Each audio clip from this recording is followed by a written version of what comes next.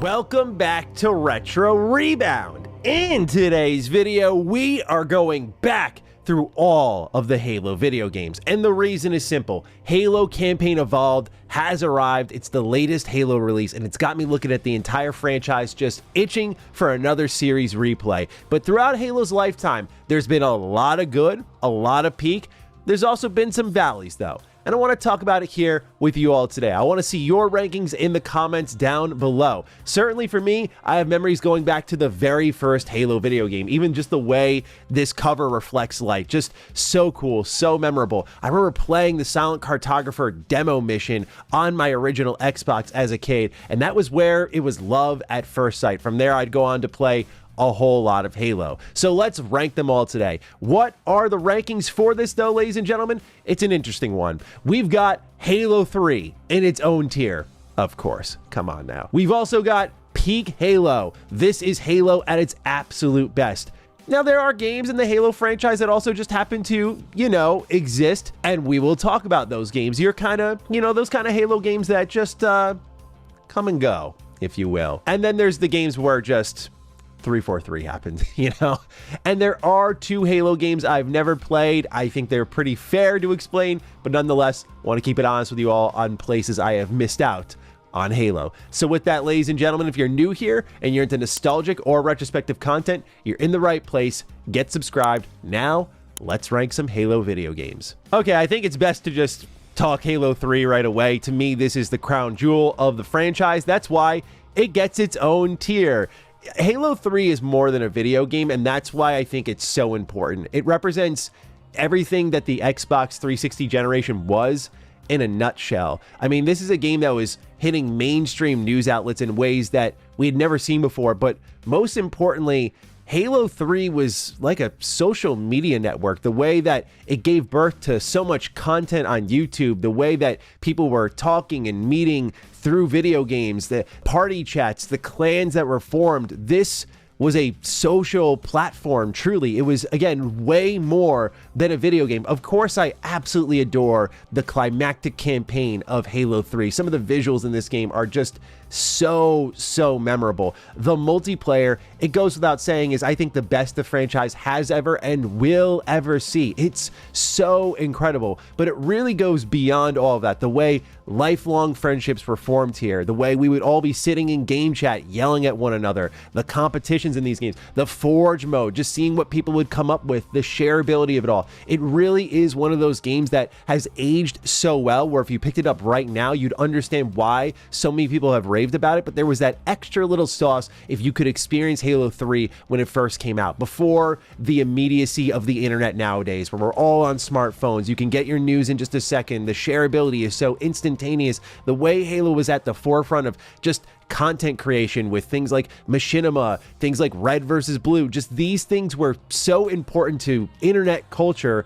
And it started here because so many people loved Halo, couldn't get off Halo, and just liked messing around with this sandbox. Halo 3 is one of the most transformative games ever, and that is why it has its own tier. Now for the rest, where I maybe have more to say other than just strictly good things here. Halo Infinite. This is the latest mainline release that came from formerly 343 Industries, now Halo Studios. It exists. It's solid, fine in some areas. So Halo Infinite, let's start visually, really is a game that's obviously inspired by the original Halo video game. It goes really heavily into that Pacific Northwest approach, right? There's an iconic mission in Halo 1. It's called Halo. It's when you first touch down, right? And Halo Infinite models itself entirely around that. But the problem that I think Infinite runs into environmentally is after your 20th hour in the game, at least in my experience, you're just getting a little bit tired of seeing the same locales over and over, whereas Halo 1 switches it up with snow, with the swamps, things like that that make it really enjoyable to go through the campaign over and over. And I think in a sort of semi-open world structure like Infinite attempted to do, having those different biomes would have done this game such a big favor. The open sandbox structure does work in the game's favor in a lot of ways. I really do enjoy just romping through some bases and just seeing things react to other things. You throw one explosive, it blows up next to someone, they go flying while they're holding a plasma grenade, it blows up right next to another group of them, they're all freaking out, running around. That stuff is really great. The way that you can use basically a grapple gun in this game and pull yourself all around the environment, it can be a ton of fun to play. The mission structure, though, I think falls flat in a lot of areas. There's a lot of running through the samey looking interior spaces over and over. It doesn't have any of the memorable mission structure that earlier Halo games had, like, at all.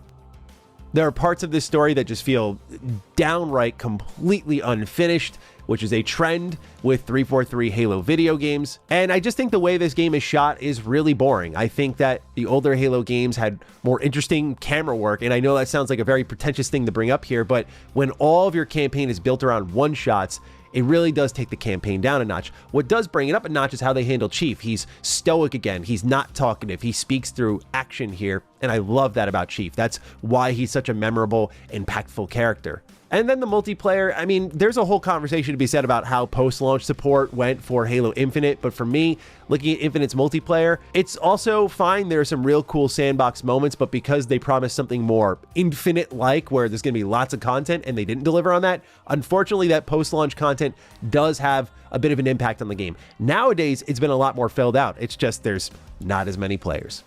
And that's because the game launched without Forge. It just, even for the delay this game got, a significant delay, it still felt so incomplete, where it's really hard to get that taste out of your mouth. So yeah, like I said, Halo Infinite, it exists. I wouldn't say it's an awful game. It's solid. It's fine. Let's get some of the ones I didn't play out of the way here. It's just these two. These are the twin stick shooting Halo video games in Spartan Assault and Spartan Strike. They were mobile games brought to Xbox and in one case brought to PC. These games apparently are pretty fine. They've just never been what I wanted to play for Halo. Like, I love new Halo, don't get me wrong, but I wasn't that desperate for new Halo that I wanted to play what were effectively ported mobile games of twin stick shooters. This was the kind of weird pocket that 343 was in when they first started working on Halo. They did kind of a remaster of Halo 1, which, funny enough, here we are again, but also twin stick shooters. They started to work on things like Halo 4, of course, and then there were other games like Halo Wars 2. There was a lot of different things going on. I did like how they tried to spread Halo out across multiple genres, but it's crazy to me that, for example, we got a twin stick shooting Halo before, say, a survival Halo game where you're playing as, I don't know, maybe like an ODST trooper who's fighting against the Flood or something like that. I don't know. I think that would be just really interesting. Halo feels super set for some type of horror experience, and we got twin stick shooting first. So I've heard these games are pretty solid, pretty fun to play, but they never appealed to me, so I never played them. So let's get into everything else I did play. What brought us to the dance here? All of the Halo ones. I feel the only way to rank one is to now talk about them all, because it's no longer a conversation of just, hey, it's this Halo game right here in my hand, let's just talk about that. You now have technically 4 different ways to play Halo 1 across Halo Combat Evolved on its original platform, the Halo Anniversary Edition, which is the 360 remaster. You've got Campaign Evolved now, and then you've also got Halo Master Chief Collection, which we'll talk about a little bit later. Now, for me, looking at it all here, Halo 1 is peak Halo. I absolutely adore this game. It's funny to say, though, even though I like other Halo games a little bit more, Halo 1 is the one I replay the most, and I don't know why that is when there are others that have like way better missions, but just I think it really is the power of the nostalgia, but also the pacing of the campaign. It's just so perfect to me. Those first 6 missions and how they all gel together and flow end to end to end beautifully. I cannot say enough good things about it. It has my favorite, what I like to call the 1-2-3 punch in first-person shooting history, where you do Silent Cartographer and then you go to Assault on the Control Room, and after that is 343 Guilty Spark. It's so good. But also, as an adult now and someone who got into game development, I really appreciate the way Halo Combat Evolved is designed. They really basically made 5 missions and then reused assets for the other 5 missions, but the way they reuse those assets for the back half of the game feels logical magical because of the way the narrative goes. Obviously, this is our introduction to Chief and Cortana. It's such a memorable journey here, just such a great way to establish these characters. And of course, we know it's only uphill from here, but what a great starting journey for Master Chief, but also so many memories here. My attachment to the Marines, my attachment to my own vehicle, the health meter that they just got rid of in the future Halo games. Bungie, you started that. How could you? I love the health pack system in this game. I love that they have everything from a little bit of horror with the Flood to just crazy all-out fights with the Covenant. I love the feeling of storming the beaches in the Silent Cartographer. This is such a great campaign. And the multiplayer, I remember playing this as a kid. We had a 2-hour delay one time because there was some snow out, and I remember my neighbors coming over and we all sat down before school and played like a ton of split screen Halo multiplayer. And so I just have so many great memories with this game. Easily one of my most replayed video games ever. So naturally, when the remaster came around for Halo 1 on the Xbox 360, I was pretty excited about it. Now, a lot of people would say, you know, with Halo Anniversary Edition, it's probably a 343 happened thing, and we'll talk about that. I'm going to give it a little bit of a nicer rating here. It exists. Halo Anniversary Edition is obviously the game I love, and part of the reason I love it is because basically it let me play Halo 1, the game right here in my hand, on my 360. One of the cool things about this version of the game, and something that we didn't see really, I don't think any other remaster did it, is the ability to switch between art styles. If you want to play the original, you can. And spoiler alert, that's what I do now. But there are parts of Anniversary Edition that I think look really good. But the main thing that us hardcore, die-hard Halo fans really focus on is how T-rated the Halo Anniversary Edition is. Levels like 343 Guilty Spark, which were loaded with blood, painting the walls, like really using that M for Mature rating in a great way in the original. They polished this thing up, they cleaned it up way too much, and it did not sell the horror vibes that the Flood are supposed to bring. It kind of snapped the tension that originally was there. And so, unfortunately, I think Halo Anniversary Edition loses a step because of that. Otherwise, though, it is basically the same game, but there are just parts that don't look nearly as good in the environment. It shows how the art style of Halo 1 and the tone it would bring, even all these years later, as we'll talk about in a moment, is just still so dominant. It is a game that is so heavily reliant on its tone and on its atmosphere, and art drives a lot into that, and of course, music does. And having the music here by Marty O'Donnell, incredible score, as we'll go on to talk about with many more Halo video games. But yeah, I'm not the biggest hater of Anniversary Edition. I think it's fine. I enjoy it for what it is, but definitely it does not beat out the original for me. Speaking of games that also exist, yeah, I could go back. I'll let time do its thing. I could see this dropping a tier as I digest my thoughts further. I had only beat this game this week, but right now I'm going to give Campaign Evolved the It Exists rating as well. This is a lot more mixed bag. Like, there's a lot more I dislike about Campaign Evolved compared to, say, the Anniversary Edition. Campaign Evolved makes a lot of changes, some more aggressive than others. They don't really touch the story, but it just is a real perfect showcase of how all these little pieces in Halo, that's what's really making it special. There are a lot of big things we focus on, like Chief's character and how he's presented, and that's really important here too. But what Halo really is at the end of the day is a lot of core fundamentals that come together into these special moments over and over. Things in Halo Campaign Evolved really show that to be the case, because there are things like encounter balancing, where there's like 8 elites in a room that you first enter, and the elites have way more health now, and between that and the overblown encounters, it destabilizes the pacing. It's such a little thing, but when you know, as someone like me who's played Halo 1 so many times, this is such a flow dependent campaign. It also feels good to play because the encounters are so well tuned. And so when you go into this campaign and they just completely botch that pacing because of encounter balancing, it takes it down a step.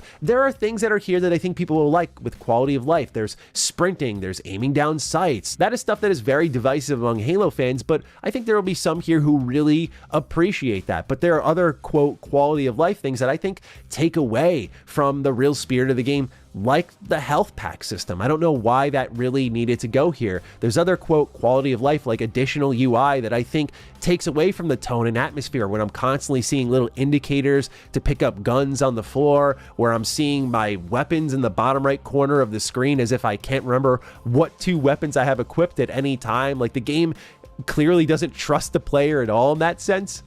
And unfortunately, the biggest addition to this campaign remake are the prequel missions, and they fell incredibly flat for me because, much like I described earlier with the gameplay, Halo's story is also a lot of little things building up and coming together. You spend the first half of Halo 1 kind of learning about the Covenant and trying to find a weakness, and you find out they were trying to find a weapon and now they're running from something, and what that is, it's, oh my god, it's the Flood, and now like this whole back half of the game is entirely about that, and it's an incredible pacing here.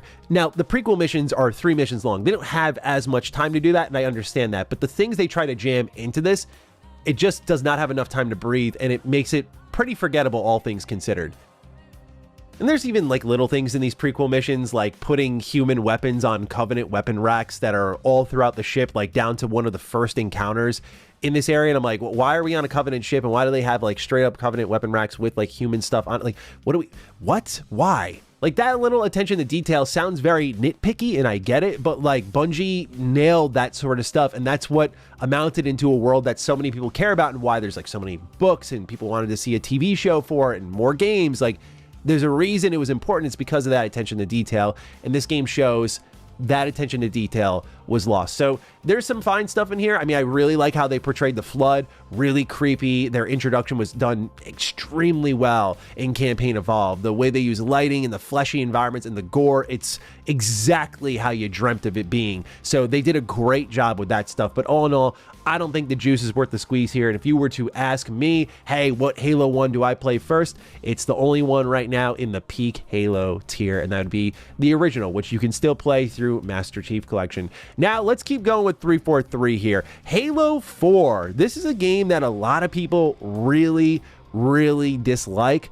I find it to be in the it exists category as well, which is, you can see a trend here. This is my problem with 343, aka Halo Studios, is they just got these Halo video games that are so low impact. Like, I don't walk away from Halo 4 going, man, I hated that thing. But I also don't really love it either. So Halo 4 introduces the Prometheans. That's cool and all. I think they can be interesting. The Promethean weapons are cool too, because I like that they kind of bring in new power weapons into the fold. So that's all awesome.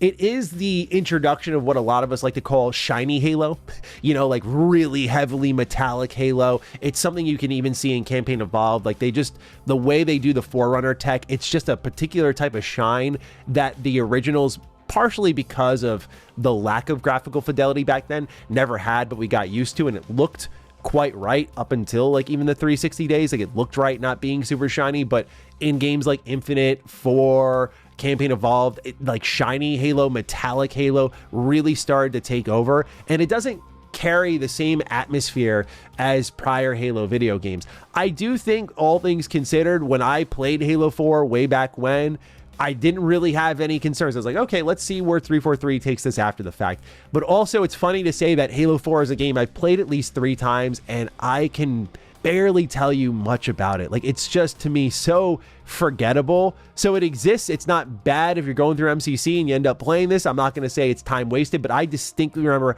how quickly Halo 4's multiplayer died. I remember that so well, and that's where it started to feel a little concerning. Like, just Halo 4 felt so low impact. So for me, it exists. It's there. But what doesn't just exist is Halo 2. Surprise, surprise. This is peak Halo. Yeah. Obviously, there's a whole development story behind this game and how it was made under impossible conditions.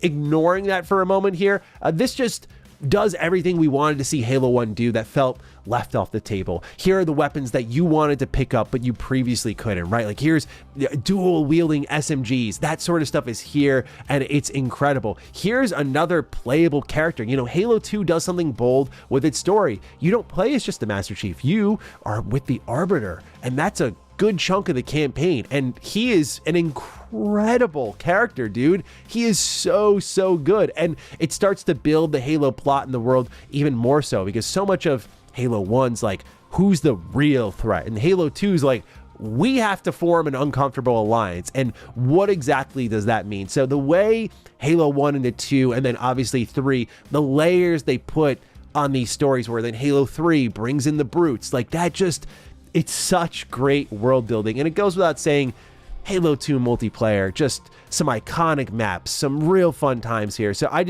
it's unbelievable that this game was made in the time it was. And with Master Chief Collection and those anniversary cutscenes by Blur, they did a wonderful job with them, where really Halo 2, wherever you play it, the original or MCC, it is still phenomenal. Okay, let's talk about Halo 5 Guardians. 343 happened. It is the first one here. Man, yeah,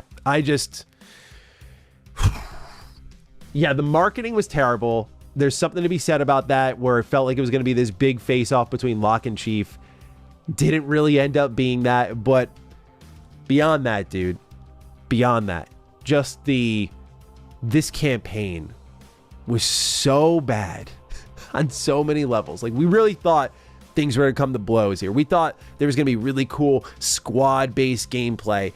This is like Halo at its most radical. When you first start Halo 5, I think you'll think I'm a little crazy if you've never played it before. The first few missions show some potential, but as time goes on, longer and longer, Halo 5 just, I think, gets worse and worse and worse. It gets really bad, I think. And then it's also the introduction on the multiplayer side of things of like what we call sweaty Halo. Like, Halo's always been fun, arena-based multiplayer, right? Sandboxy stuff, but you can be really good at it in sweat.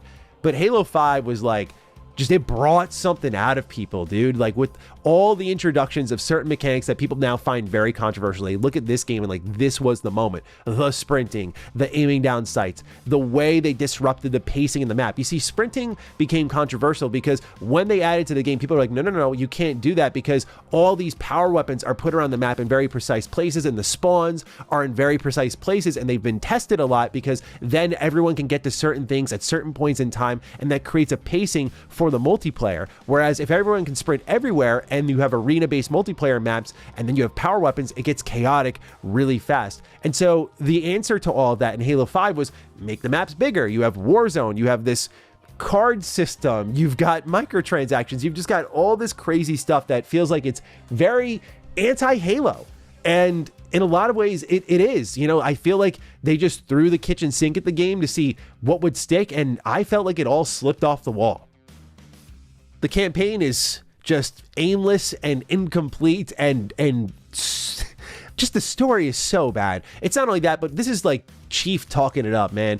And this is where you started to see, oh, I don't know if 343 really gets Master Chief. You know, we're looking at a developer that has all these games to study in Halo 1 through 3 and who Master Chief is, and he's talking a lot, and he's not as stoic, and all his lines aren't delivered with a sense of like, you know, giving the Covenant back their bomb, or sir, finishing this fight, you know, where it's just that one line that says more than a cutscene with like 15 lines from Chief, right? Like, he's not just a character talking, he's just very precise with what he has to say. It's a very deliberate, character-driven decision that they've done since the beginning, and this game shows they just didn't get that and they didn't care. And then there's games like Infinite where you see, oh, they do get it, and then there's the prequel missions like in Campaign Evolved where you're like, they don't get it, because the prequel missions in Campaign Evolved, I'm just like, he's just talking a ton again. So I just think this team does not fundamentally understand Halo, and this game is the perfect one to look at and be like, okay, I see what you mean. Because again, with things like Campaign Evolved, there's enough good things that I think balance it out for some folks if I'm being objective,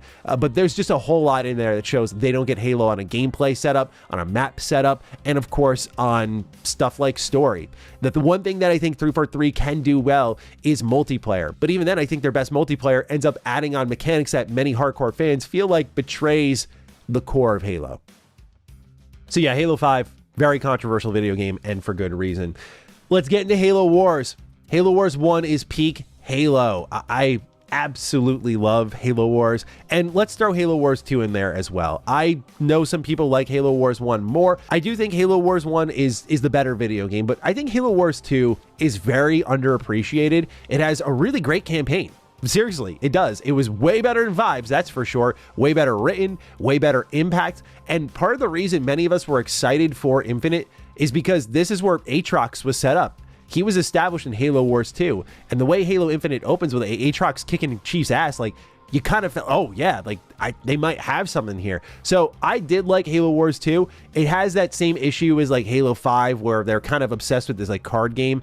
It was called Blitz in Halo Wars 2. It's just like this very fast-paced kind of approach to RTS gameplay. But this is where we just realized with Halo Wars collectively, oh, this is also what Halo can be. Admittedly, I'm not the biggest fan of this genre, but I mean, this is where you go, I just love Halo, and I could just keep playing this and playing this and playing this. Just the amount of strategy, the multiplayer games. I mean, I get whooped in these games, dude. I'm not very good at them, but I love seeing the scale of the conflict, right? There's so much you see in these campaigns. And if you kind of skim through the books, or for many of you out there who have read them in full, you just hear and see detailed so many larger battles. And these games put them on full display. So I think both of them are quite wonderful, which is why they earn the rank of peak Halo.